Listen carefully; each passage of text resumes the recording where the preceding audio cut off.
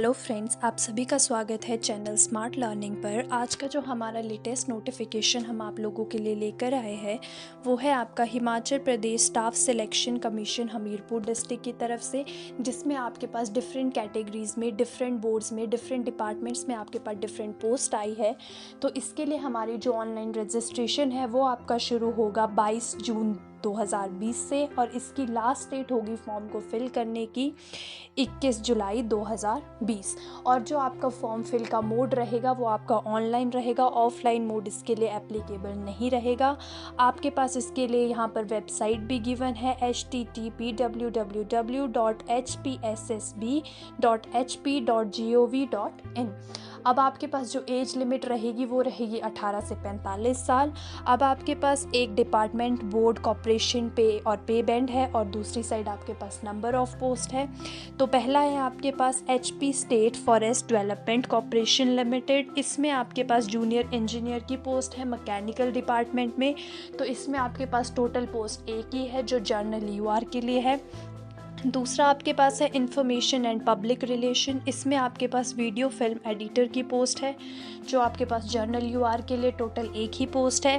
तीसरी आपके पास है एग्रीकल्चर में सर्वेयर की पोस्ट जो आपके पास टोटल 17 है, जिसमें जर्नल UR की 7 है, SC UR की 3 है, OBC UR की 3 है, ST UR की 1 है, और EWS की भी आपके पास 3 है।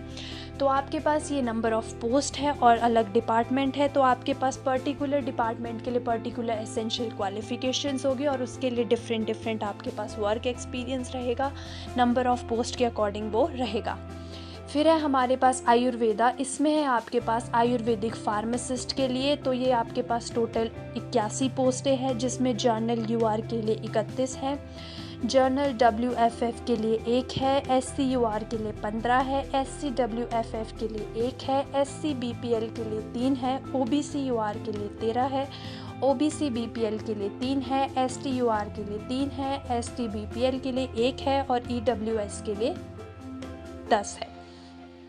नेक्स्ट आपके पास एग्रीकल्चर में है जूनियर ड्रॉट्समैन के लिए। तो आपके पास वो 14 पोस्टें हैं, जिसमें जर्नल UR की 5 है, SC UR की 3 है, OBC UR की भी 3 है, ST UR की 1 है, और EWS की 2 है।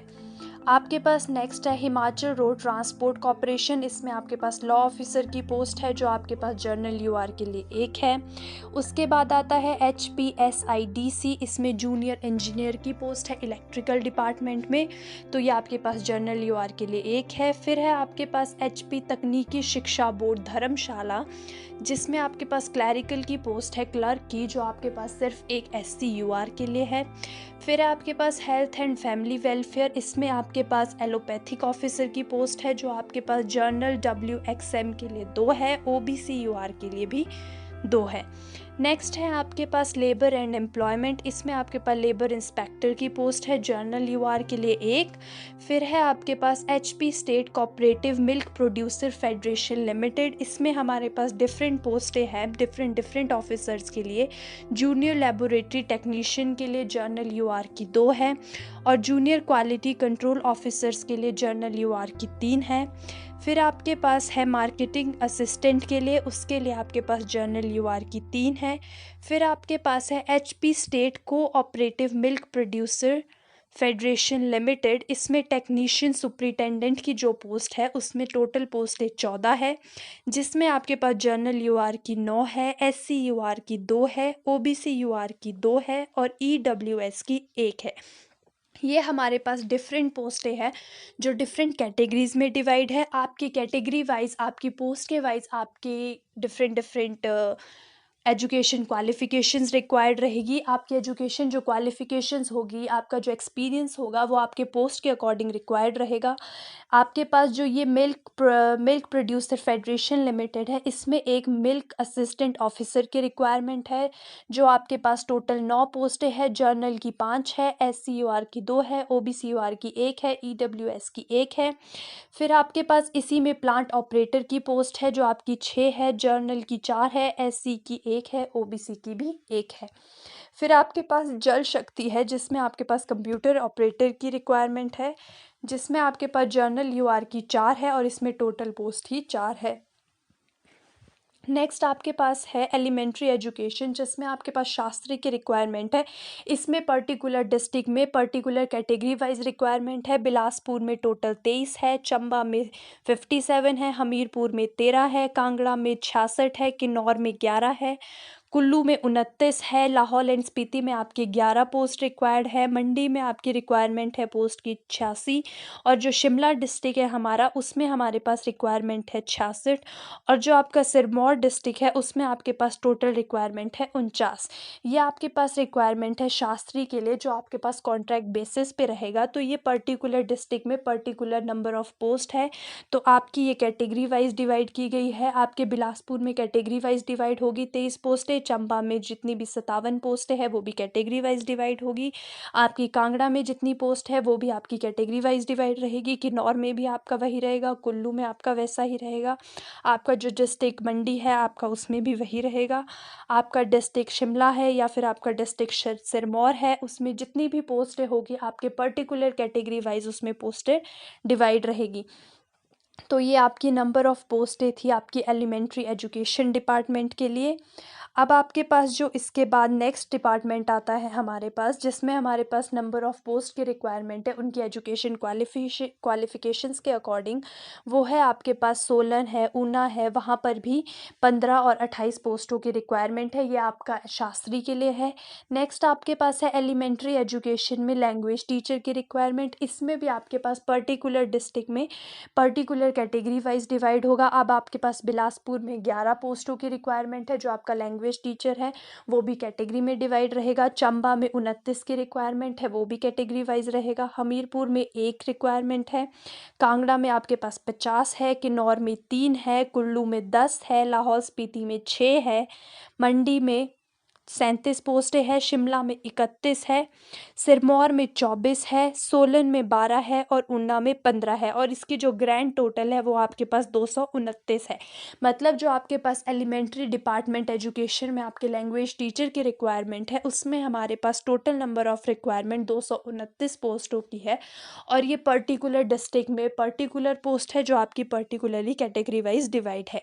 नेक्स्ट आपके पास आता है HPSFSEBL। इसमें आपके पास जूनियर ऑफिसर असिस्टेंट की रिक्वायरमेंट है अकाउंट्स में, जिसके लिए आपके पास जर्नल यूआर के लिए 11 है, EWS के लिए 6 है, जर्नल WFF की 1 है, SCUR की 11 है, SCBPL की आपके पास 1 है, STUR की 4 है, STBPL की 1 है, OBC की 7 है, OBC BPL की 2 है, OBC WFF की आपके पास 1 है। ये आपके पास ग्रैंड टोटल है 45। ये आपके पास इस पर्टिकुलर पोस्ट के लिए है। अब आपके पास आता है HPSEBL। इसमें आपके पास जूनियर ड्रॉट्समैन, मतलब ये आपके पास ड्रॉटमैन वाला वही इलेक्ट्रिकल वाला आ गया। इसमें आपके पास जर्नल यूआर के लिए 3 है, OBC यूआर के लिए 1 है, EWS के लिए 1 है।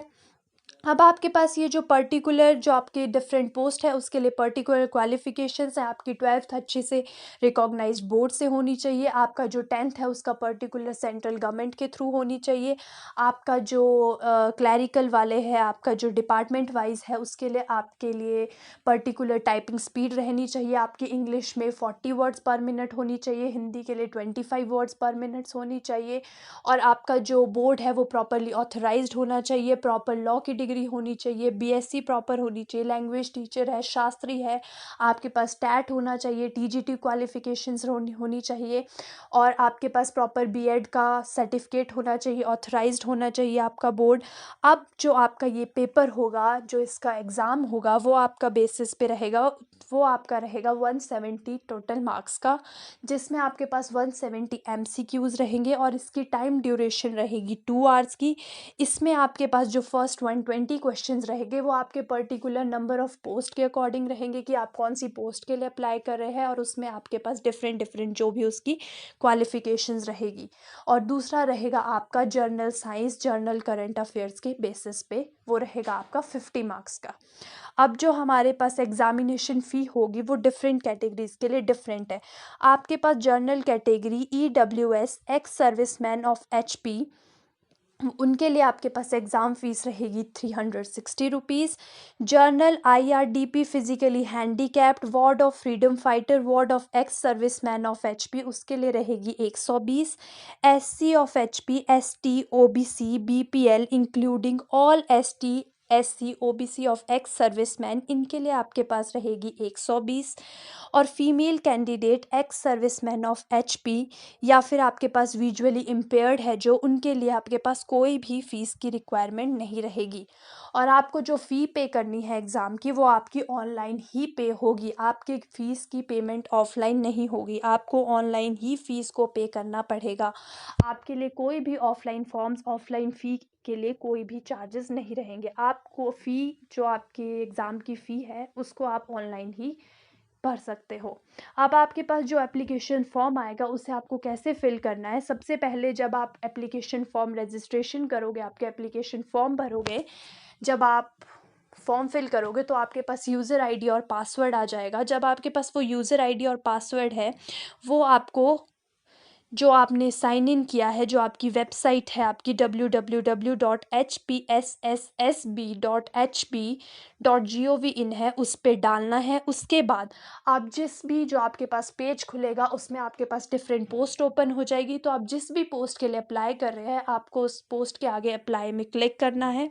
उसके बाद वहाँ पर पर्टिकुलर अपनी जो आपकी कैंडिडेट की तहसील है, आपका डिस्ट्रिक्ट है जहाँ से आप प्रेफर करना चाहते हो एग्ज़ाम, वो आपको फिल करना है।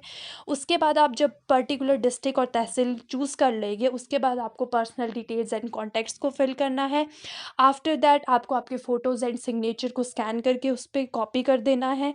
उसके बाद आपको उसमें अपनी एजुकेशन क्वालिफ़िकेशंस डालनी है। अगर उसमें कोई भी एक्सपीरियंस या फिर कोई भी चीज़ रिक्वायर्ड होगी तो आपको वो करना है। और आफ्टर दैट आपको उसमें पेमेंट का ऑप्शन क्लिक करना है। उसके बाद आपको उसमें पेमेंट कर देनी है। अगर आपकी पेमेंट सक्सेसफुली हो जाए तो उसके बाद उसमें एप्लीकेशन जो फॉर्म है उसमें फ़ी रिसीव टोटली आना चाहिए, तभी आप उसे पर्टिकुलरली आपका जो फॉर्म आपने फिल किया है वो सक्सेसफुल रहेगा और वो फिल्ड अप अच्छे से हो जाएगा। ये आपके पास डिफरेंट स्टेप्स है जो आपके पास एप्लीकेशन फॉर्म के लिए रिक्वायर्ड रहेंगे, जिसमें आप लोग डिफरेंट एप्लीकेशन जो आपके फॉर्म है, आपने जो फिल किया है, आपने जो रजिस्ट्रेशन किया है, आपने जो पेमेंट मेक की है वो आपके पास यहाँ आ जाएगी। और जो आपका एडमिट कार्ड रहेगा एग्ज़ाम के लिए तो वो आपका ऑनलाइन एप्लीकेबल रहेगा, वो आपको ऑफलाइन पोस्ट नहीं होगा, वो आपके पास ऑनलाइन ही निकलेगा। तो ये था हमारा आज का लेटेस्ट नोटिफिकेशन जो आपका Himachal Pradesh staff selection commission की तरफ से था। जिन्होंने चैनल को सब्सक्राइब नहीं किया है वो अभी चैनल को सब्सक्राइब और लेटेस्ट नोटिफिकेशंस के लिए बेल आइकन को दबाना ना भूलें और हमारे चैनल को ज़रूर सब्सक्राइब करें। धन्यवाद।